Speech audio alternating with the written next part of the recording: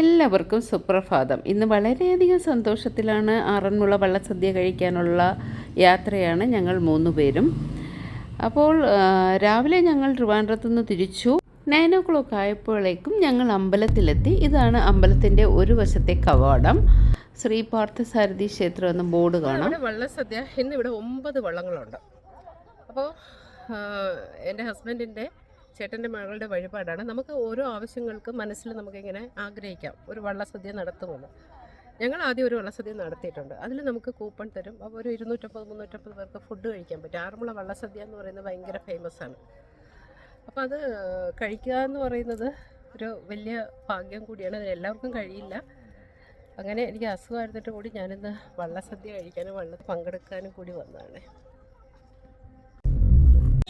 ഞങ്ങളങ്ങനെ ആറന്മുള അമ്പലത്തിലെത്തി. ചേട്ടാ അവിടെ പാർക്കിംഗ് ഒക്കെ ചെയ്തിട്ട് വരുന്നുണ്ടത്. കേരളത്തിലെ ഏറ്റവും പഴക്കം ചെന്ന ക്ഷേത്രങ്ങളിലൊന്നാണ് ആറന്മുള പാർത്ഥസാരഥി ക്ഷേത്രം. പാർത്ഥൻ എന്നാൽ അർജുനാണെന്ന് എല്ലാവർക്കും അറിയാമല്ലോ. പാർത്ഥസാരഥി എന്നാൽ ശ്രീകൃഷ്ണൻ. ശ്രീകൃഷ്ണനാണ് ഇവിടുത്തെ മുഖ്യ പ്രതിഷ്ഠ. പത്തനംതിട്ട ജില്ലയിലെ ആറന്മുളയിൽ പമ്പാ നദിയുടെ തീരത്താണ് ഈ അമ്പലം സ്ഥിതി ചെയ്യുന്നത്. 6 അടി ഉയരമുള്ള ശ്രീകൃഷ്ണ വിഗ്രഹം തൻ്റെ ഭക്തനായ അർജുനന് വിശ്വരൂപം കാണിച്ചു കൊടുക്കുന്ന സങ്കല്പത്തിലാണ് ഇത് പ്രതിഷ്ഠിക്കപ്പെട്ടിരിക്കുന്നത്. കേരളത്തിലെ ഏറ്റവും വലിയ ശ്രീകൃഷ്ണ വിഗ്രഹം ഇവിടെയാണെന്ന് പറയപ്പെടുന്നു. ആഗ്രഹ സാഫല്യത്തിനായി നടത്തുന്ന വള്ളസദ്യ ഇവിടുത്തെ പ്രധാന വഴിപാടാണ്. ആ വള്ളസദ്യയിൽ പങ്കെടുക്കാനാണ് ഞങ്ങൾ ഇന്നിവിടെ എത്തിയിരിക്കുന്നത്. തിരുവോണത്തോണിയും അഷ്ടമിരോഹിണി വള്ളസദ്യയും ഉത്രട്ടാതി വള്ളക്കളിയും വളരെയധികം പ്രസിദ്ധമാണ്.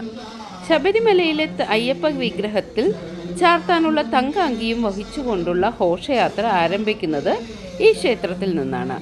ഓണാഘോഷത്തിനോടനുബന്ധിച്ചുള്ള പ്രശസ്തമായ ആറന്മുള വള്ളംകളി നമ്മൾ കണ്ടിട്ടുണ്ടല്ലോ. അതും ഇവിടെയാണ് നടത്തപ്പെടുന്നത്. ആറന്മുള എന്ന പേര് വന്നതിനെ പറ്റി പല ഐതിഹ്യങ്ങളും കേൾക്കുന്നുണ്ട്. അതിൽ ഒന്ന്, നിലയ്ക്കൽ പ്രതിഷ്ഠിച്ചിരിക്കുന്ന വിഗ്രഹം 6 മുളയിൽ വെച്ച് നദിയിലൂടെ കൊണ്ടുവന്നത് കൊണ്ടാണ് ആറന്മുള എന്ന പേര് വന്നത് എന്നാണ് പഴമക്കാർ പറയുന്നത്. അതുകൂടാതെ വേറെയും കുറേ വിശ്വാസങ്ങൾ ആൾക്കാരുടെ ഇടയിലുണ്ട്. ഉച്ചപൂജയ്ക്കാണ് ഇവിടെ പ്രാധാന്യം. എല്ലാ ദേവന്മാരും ആ സമയത്ത് ഇവിടെ ഉണ്ടാകും എന്നാണ് വിശ്വാസം. ആ സമയത്ത് നമ്മളിവിടെ ക്ഷേത്ര പരിസരത്ത് എവിടെയെങ്കിലും ഉണ്ടായാൽ എല്ലാ ദേവന്മാരുടെയും അനുഗ്രഹം ലഭിക്കും എന്നാണ് വിശ്വസിക്കുന്നത്. ഇതാണ് പ്രസിദ്ധമായ അല്ലെങ്കിൽ പേര് കേട്ട പമ്പാ തീരം. നമുക്കൊരു കവാടത്തിൽ കൂടെ ഈ പമ്പാ തീരത്തേക്ക് പോകാൻ കഴിയും. അപ്പോൾ ഞങ്ങൾ നേരത്തെ എത്തിയത് കൊണ്ട് തന്നെ ഇവിടെ തിരക്കില്ലായിരുന്നു. കാരണം ഒരു 10:30-11 മണിക്കൊക്കെ മാത്രമേ വള്ളങ്ങൾ വന്നു തുടങ്ങത്തുള്ളൂ. വള്ളസദ്യ എന്ന് പറയുന്നത് വളരെ പ്രാധാന്യമുള്ളതാണ്. സദ്യയ്ക്ക് വള്ളക്കാർ ചോദിക്കുന്നത് അനുസരിച്ച് കറികൾ വിളമ്പണം. ചോദിക്കുന്നതെല്ലാം വിളമ്പണം എന്നാണ് പ്രമാണം. ഏകദേശം 64ഓളം വിഭവങ്ങൾ ഉണ്ടാകും വള്ളസദ്യയ്ക്ക്. ആറന്മുളയിൽ വള്ളസദ്യ നേർന്നാൽ നടക്കാത്ത കാര്യമില്ല എന്നാണ് വിശ്വാസം. പ്രധാന വഴിപാടായ വള്ളസദ്യ ഉണ്ണുമ്പോൾ ഭഗവാന്റെ അനുഗ്രഹം ഉണ്ണുന്നവർക്കും വള്ളസദ്യ നടത്തുന്നവർക്കും ഉണ്ടാകും എന്ന് പറയപ്പെടുന്നു.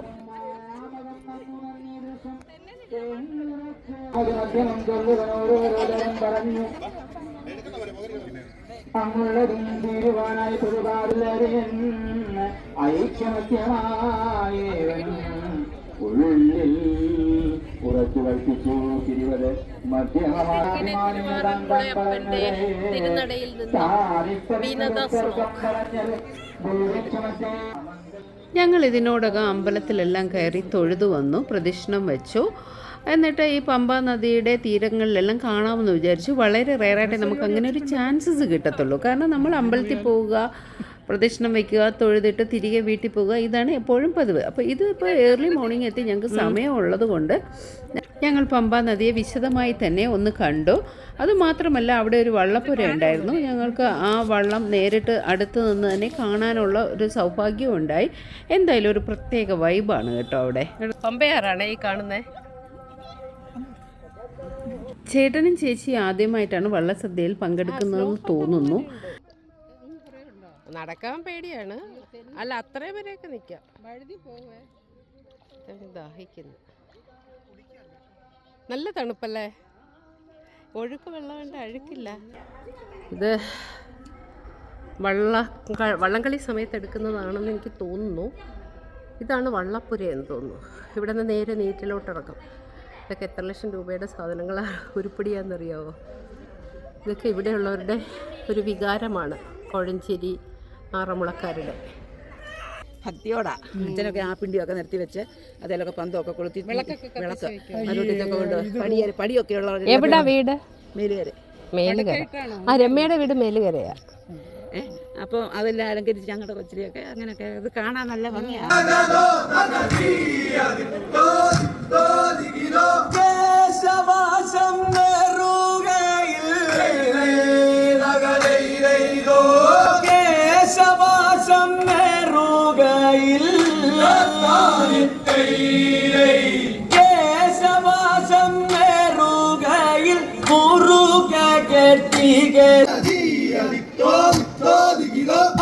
ആരുടെ മനസ്സേ ദോഷ,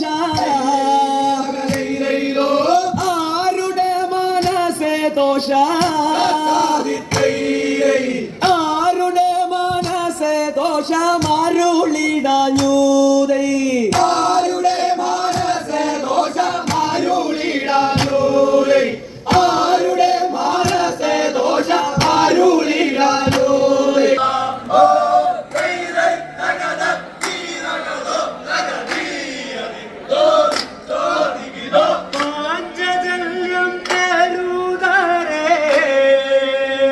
സങ്കീർത്തനം Govinda Hari Hari Hari തിരുവാറന്മുളനാഥ,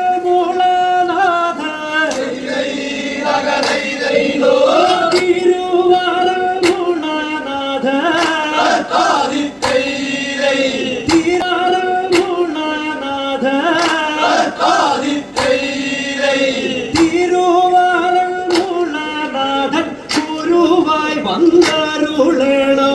with your permission video എടുക്കുകയാണേ. സുന്ദരിയായിട്ടുണ്ടല്ലോ. എവിടെ പോയി പിള്ളേരൊക്കെ? ഇതാണ് അഭിലാഷും രമ്യയും. വള്ളസദ്യ ഇന്ന് ഇവരുടെ വഴിപാടാണ്. രണ്ടുപേരും ബാറിൽ വർക്ക് ചെയ്യുന്നു. കുട്ടികളും അവിടെയാണ് പഠിക്കുന്നത്. ഇന്ന് 9 വള്ളസദ്യയാണ് ഉള്ളത്. ഓരോ വള്ളസദ്യയ്ക്ക് 2 പറ വെച്ചിട്ടുണ്ട്. ഒന്ന് ഭഗവാന്റെ പറയും, ഒന്ന് കരക്കാരുടെ പറയുമാണ്. അപ്പോൾ ഇതാണ് അതിൻ്റെ ഒരു ഒരുക്കങ്ങൾ. അതിൽ ഇലയിൽ വെറ്റിലയും പാക്കും പുകയിലയും വെച്ചിട്ടുണ്ട്. ബാക്കി തട്ടങ്ങൾ വെച്ചിട്ടുണ്ട്. അത് താലപ്പൊലിയായിട്ട് ചെന്നിട്ട് വള്ളക്കാരെ എഴുന്നള്ളിച്ച് കൊണ്ടുവരാനുള്ളതാണ്. അപ്പോൾ ഇവിടെ ചടങ്ങുകൾ തുടങ്ങുകയാണ്. നമുക്ക് കാണാം. വഴിപാട് നടത്തുന്ന കുടുംബത്തിലെ ഗ്രഹനാഥയാണ് വിളക്കും കൊണ്ട് വഞ്ചിക്കാരെ എതിരേറ്റ് കൊണ്ടുവരാനായിട്ട് പോകുന്നത്.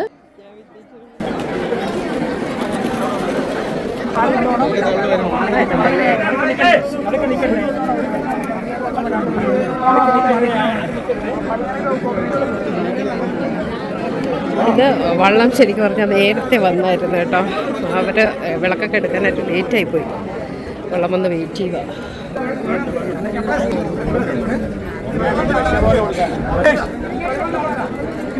വിഘ്നേഷ് അവിടെ വിഘ്നേഷ്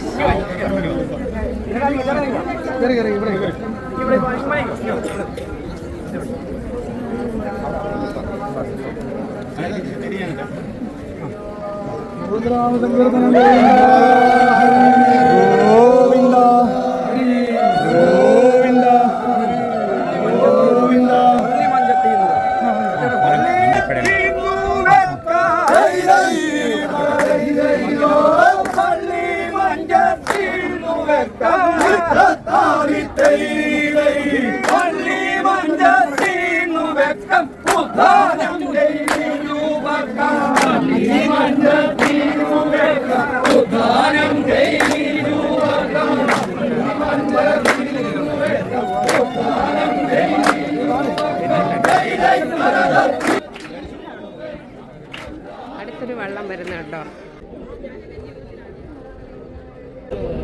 എല്ലാത്തിൻ്റെ കൂടെ ഒരു പൈലറ്റ് ബോട്ട് പോലെ ഒരു സംഭവം ഉണ്ട് കേട്ടോ. ഒരു പൈലറ്റ് ബോട്ടുണ്ട്. എനിക്ക് തോന്നുന്നു ഇപ്പോഴത്തെ ഇപ്പോൾ നമ്മൾ കാണുന്ന ശാന്തമായ ഈ പമ്പാ നദിയല്ലായിരുന്നു 2018 പ്രളയകാലത്ത്. കരകവിഞ്ഞൊഴുകുകയും മിക്ക വീടുകളും വെള്ളത്തിലാകുകയും ചെയ്തു. ദിവസങ്ങളോളം ആൾക്കാർ രണ്ടാമത്തെ നിലയിലും ദുരിതാശ്വാസ ക്യാമ്പിലുമായി കഴിയുകയുണ്ടായി. ഇപ്പോൾ അധികം വെള്ളം ഇല്ല എന്നുള്ളതാണ് പ്രത്യേകത. ആ അമരത്തിരിക്കുന്ന തുഴയൽക്കാരുടെ താളബോധം നോക്കൂ, എന്ത് രസമാണല്ലേ. നമ്മൾക്കും തോന്നുന്നില്ലേ ഒന്ന് തുഴയാനായിട്ട്?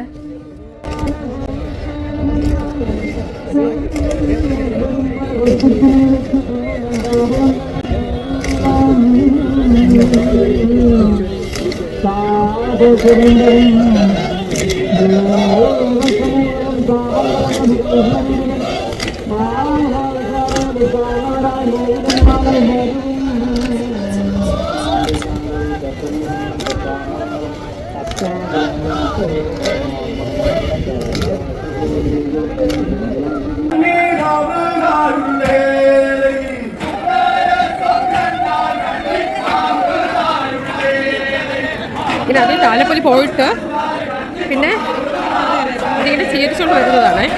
ഈ വിള കളയാൻ പാടില്ല എന്നുള്ളതാണ് എനിക്ക്, അതുകൊണ്ടാണ് അതിങ്ങനെ കുട പിടിച്ചു കൊടുക്കുന്നത്.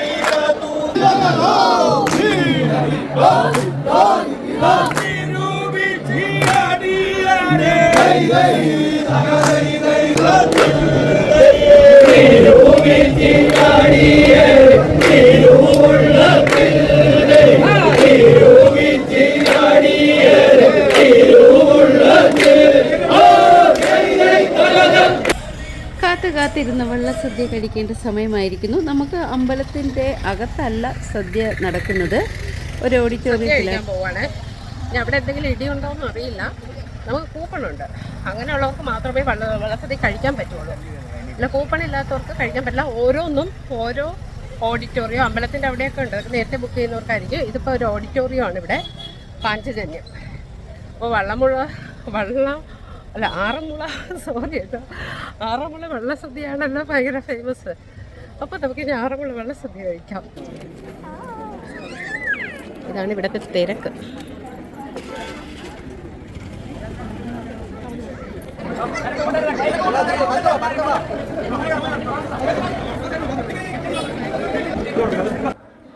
ആദ്യത്തെ പ്രിഫറൻസ് വള്ളക്കാർക്കാണ്. വള്ളക്കാർ ഒരു 150 പേരോളം ഉണ്ടായിരുന്നു എന്ന് തോന്നുന്നു.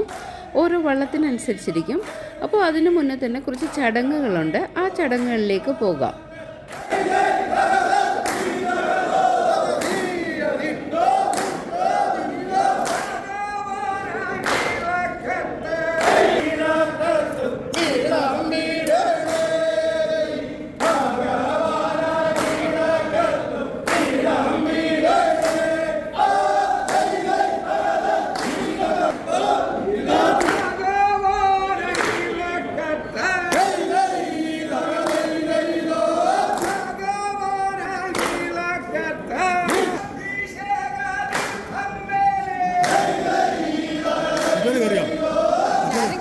എന്നെ ഇങ്ങനെ കയറ്റി വിടുന്ന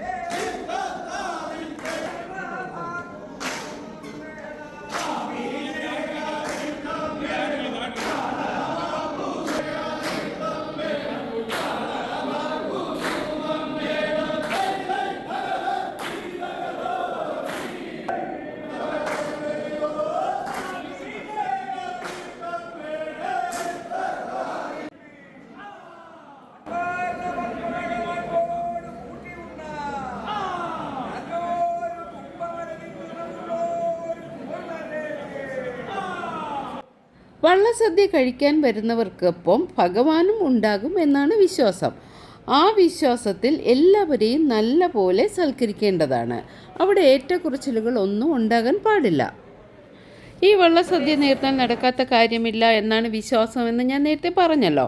പ്രധാന വഴിപാടായ വള്ളസദ്യ ഉണ്ണുമ്പോൾ ഭഗവാന്റെ അനുഗ്രഹം ഉണ്ണുന്നവർക്കും വള്ളസദ്യ നടത്തുന്നവർക്കും ഉണ്ടാകും എന്നാണ് വിശ്വാസം. എല്ലാ വിഭവങ്ങളും ഒന്നിച്ചല്ല വിളമ്പുന്നത്. ഒരു കൂട്ടം വിഭവങ്ങൾ വിളമ്പിക്കഴിഞ്ഞ് ചോറും പരിപ്പും പപ്പടവും വിളമ്പിക്കഴിഞ്ഞ് കഴിഞ്ഞാൽ പിന്നെ അത് കഴിഞ്ഞിട്ട് ഓരോ കറികളായിട്ട് വരികയാണ് ചെയ്യുന്നത്. 64ഓളം വിഭവങ്ങൾ ഉണ്ടാകും. ഇതിൻ്റെ കൂട്ടത്തിൽ ഒരു കരിമ്പിൻ്റെ കഷ്ണം എനിക്ക് കിട്ടിയായിരുന്നു. അത് കഴിഞ്ഞിട്ട് ഒരു വഴുതനങ്ങ ഫ്രൈ കിട്ടിയായിരുന്നു. ഇതെല്ലാം വിഭവങ്ങളുടെ കൂട്ടത്തിൽ കൗണ്ടബിളാണ് കേട്ടോ. ഈവൻ ചുക്ക് വെള്ളം പോലും. അങ്ങനെയാണ് 64ഓളം വിഭവങ്ങൾ ഉണ്ടാകുന്നത്. പലതരം പായസങ്ങളുണ്ട്. 4 പായസങ്ങൾ ഉണ്ടായിരുന്നു. അടപ്രഥമനാണ് അതിനകത്ത് ആദ്യം വിളമ്പുന്നത്.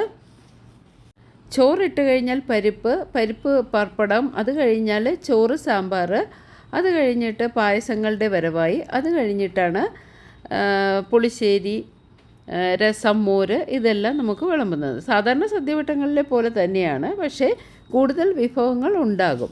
ആറന്മുളയെപ്പറ്റി പറയുമ്പോൾ വാൽക്കണ്ണാടിയെപ്പറ്റി പറയാതിരിക്കുന്നത്, അതായത് ആറന്മുള വാൽക്കണ്ണാടിയെപ്പറ്റി പറയാതിരിക്കുന്നത് ശരിയല്ലല്ലോ. ഒരു പ്രത്യേക ലോഹക്കൂട്ട് കൊണ്ട് ഉണ്ടാക്കുന്നതാണ് ആറന്മുള കണ്ണാടി.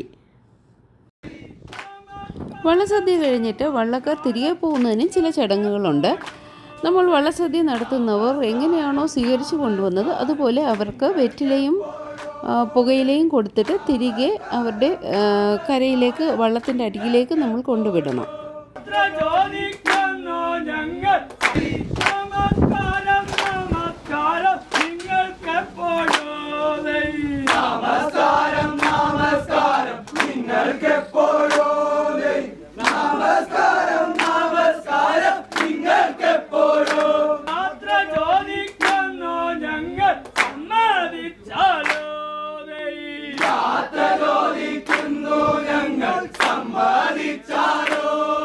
വള്ളസദ്യക്ക് വന്നപ്പോൾ വളരെയധികം മുൻപ് കണ്ട് പിരിഞ്ഞ സുഹൃത്തുക്കളെ കാണാനിടയായി. അത് വളരെ സന്തോഷം തന്നു.